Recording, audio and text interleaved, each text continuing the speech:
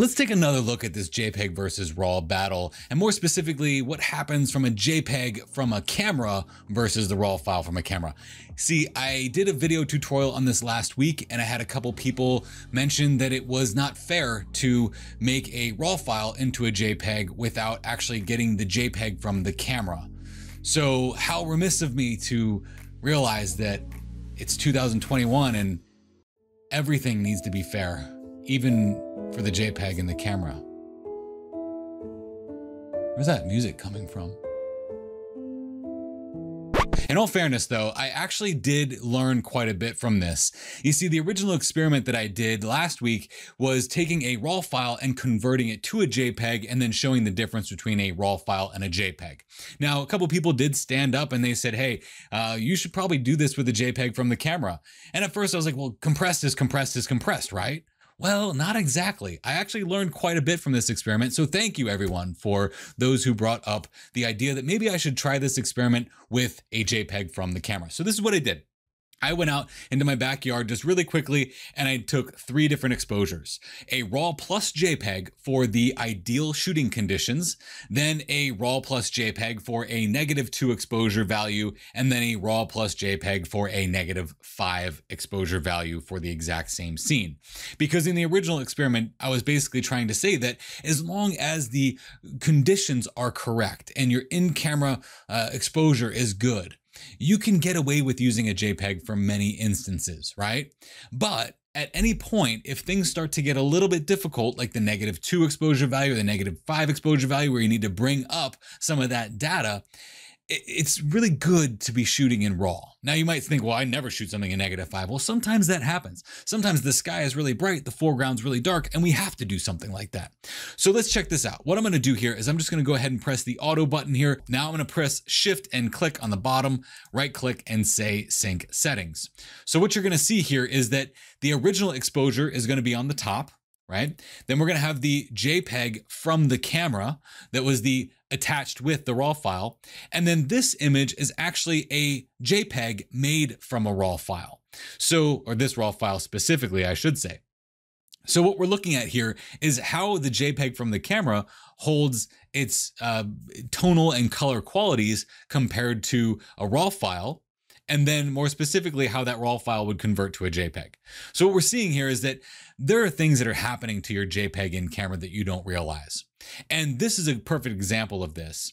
This RAW file is showing us here that when we open up our dynamic range here, we're seeing our colors, we're seeing our tones, we're seeing contrast. But when we go to the JPEG from the camera, I want to zoom in here and show you, especially areas of high contrast, where we go from these branches into low contrast. Look at this. Okay, so this is the same exact area in the RAW file as it is in the JPEG. But you can see here that there is a level of sharpening that is happening here to this JPEG that is not happening to this RAW file. So that's a good thing for people to know who are shooting in JPEG, and also for people who might be transitioning into a RAW file who have never shot with the RAW file before, to know that there is going to be some sharpening that you're going to have to do to that RAW image because it's not being done in camera. What also isn't being done in camera? Well, we look at the JPEG here. You can see that our green color in the grass is a lot more green than the green that we have in the RAW file. So that tells us that in our RAW processing, we might need to pay attention to color. Let's look at something like the clouds over here. So this is our JPEG, this is our RAW file. So in the JPEG processing, there's some contrast things that are happening here too that are actually making our highlights less of a bright highlight. We can see that when we transition from the RAW file over to the JPEG, that the JPEG in the histogram is literally pushing some of those highlights over more towards the mid-tone areas. So there's some contrast control that's happening too. So I did learn quite a bit from this experiment. I've always been told that an in-camera JPEG will do these things, but I've never actually really truly tested it. So now let's go back to that original experiment where I take a difficult exposure and see if we can make it better with the JPEG. So here is our +2 exposure. I'm just going to press the auto button on here. Now I know that the exposure here was what, 0.52. So let's make this 2.52 on the exposure, because I know that this is a 2 overexposed, 2 exposures overexposed. Actually, it might be a little bit more than that. Let's go with 3. Let's just go with an even 3. Okay. Now I'm going to take these settings. I'm going to sync them across the JPEG from the camera and the raw JPEG that we created as well. So we're going to go to sync settings here. Okay. We want to sync everything. So go ahead and press OK. Now, when we look at the JPEG here, the JPEG has the exact same settings on it that the RAW file does. Now, what you'll notice in this instance up here is that because this exposure value was pretty close to being perfect to begin with, just off by maybe half of an exposure value, there wasn't much of a difference between the RAW file and the JPEG. But when we come down here and we look at the exposure value that's been brought up to the +3 range, there is a lot more happening to this JPEG because of that compression that happened in camera. The RAW file that we've achieved here is almost the exact same as the RAW file up here, with the exception of that I had to move my camera a little bit in order to take the shot. So even at that +3, we were able to retain a lot of detail. Now our color is different, and this is something that I've never experimented with before. So I learned a lot in this process too, that even bringing up, 2.5 to 3 exposure values in a RAW file, we're going to lose some color along with that process. But the shocking thing here was that this JPEG did not hold up to the same settings that were increased. So I would probably have to increase that a little bit more. But let's look at the JPEG that was created from the RAW file. Looking at the JPEG that was created from the RAW file, it's actually pretty close, right? So now let's take this a little bit further and let's see what happens when we take this, we do the auto on this, and we bring it up to the whole +5, like it should have been to begin with, okay? So we got the auto for the dynamic range being moved around. I'm gonna press and hold Shift and click on the bottom, right click, and then sync settings and press OK. Okay, so the whole concept here was that I wasn't being fair to the JPEG in camera, as if the JPEG in camera may have been better than the JPEG made from the RAW file. I would think maybe that's what I was getting from some of the comments that people were saying. I'm not quite sure.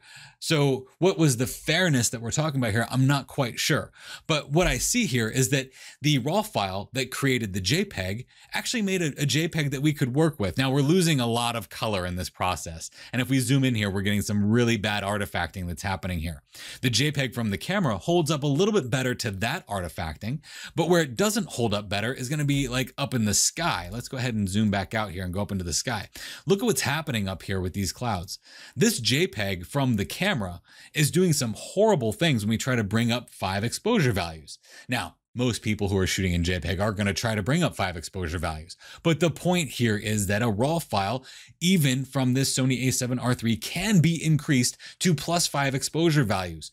The only thing that we're going to really lose here, if we look into the detailed areas, the thing that we're going to be losing here in those detail areas, we are definitely going to be losing some quality in those shadow areas. And if we look up at the sky up here and we go back to this RAW file here, we are going to get a lot more noise because we're bringing up a -5 exposure value to +5. From what my studies have shown and what I'm seeing here through my research and really digging down into the depths of this is that a JPEG that has pretty much the same settings as the RAW file and in a perfect ideal conditions where your in-camera settings are correct, can hold its value pretty strongly. And actually, you can push this even further here and still get a pretty darn good image here, even from a JPEG from camera. But the moment even it goes to +2 and you try to bring in some of this data back, we're going to start losing some color. We're going to start losing some detail, and we're not going to be able to retain certain things that our RAW file of the equivalent would. I do this all the time with -2 exposure values, and I can still get away with using this RAW file for very, very good for my color. Even if I were to increase the saturation here, I get some of that color back that I would have lost in the translation from a -2 to a 0 exposure value. Now we'll take this one, same thing. If we increase the saturation here in this one that was -5 exposure values, that we were able to resurrect and still have a usable image here. All right, that's the point. The point that I'm trying to get across here, and the point that I was trying to share in the other video, was that yes, you can shoot in JPEG and you can push those JPEGs pretty far if the in-camera settings are correct. This also has to do with not combining multiple exposures to get to that point. We're talking about one exposure here. So what's the fairness, right? Actually, what it looks like here is that a RAW file that creates a JPEG is actually better than an in-camera JPEG for many reasons. When we're looking at it in this instance with our example number 2, it seems to hold up a lot more to some beating here than the in-camera JPEG does. what does that mean for somebody who shoots RAW plus JPEG? Are you going to make a JPEG from your RAW file? No, I would never expect you to do that. That would just be kind of silly if you already have the JPEG from your camera. The point of this is just to show that those individuals who might be shooting in JPEG and might be afraid of going to RAW, there are definite benefits to shooting in RAW. Or those individuals that might be shooting in RAW and never know what happens to a JPEG in their camera now know that there is contrast, there's color, there's sharpening, there's detail stuff that's happening to that JPEG to spit out a good quality JPEG right from the camera. An in-camera JPEG is supposed to do that. But I will warn you that an in-camera JPEG can't take the beating in post-production that a RAW file could, or a RAW file that was created into a JPEG. I know I joked around a little bit here at the beginning of this about fairness, but thank you very much for bringing that up, because it did force me to experiment in many different ways that I wasn't considering in the last video. And if you want to watch that last video, just go ahead and click this right here. That'll take you to the other video. And in that video, I talk more about putting a RAW file through even more beating, and then also seeing what happens with the JPEG counterpart. Thank you very much for taking the time to watch this. I sincerely appreciate it. And also for being brazen enough to add those in the comments below. I do appreciate you, and thank you for keeping the conversation going.